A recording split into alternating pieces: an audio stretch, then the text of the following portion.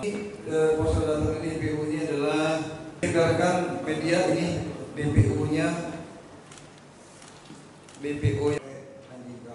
itu yang sudah ditangkap satu pelaku isu MSN mayat Karung di wilayah Kabupaten Tanah Datar.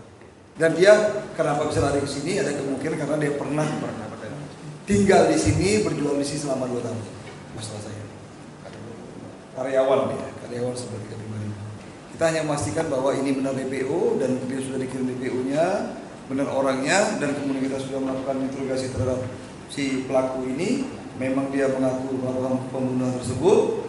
Kemudian bukti-bukti lain sudah menguatkan, sehingga kami menghubungi koordinator untuk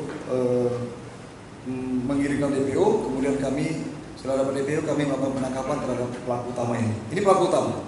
Menurut keterangan dari dia dari kronologisnya, pembunuhan siswi MSN yang terjadi, yang ditemukan mayat dalam siswi MSN mayat dalam karung pada tanggal 19 Februari 2025 pukul 8.20 di pinggir jalan Ladang Koto, Jorong, Sunagai Tarap, Nagari Sunaga Tarap, Kecamatan Sungai Tarap, Kabupaten Tanah Datar.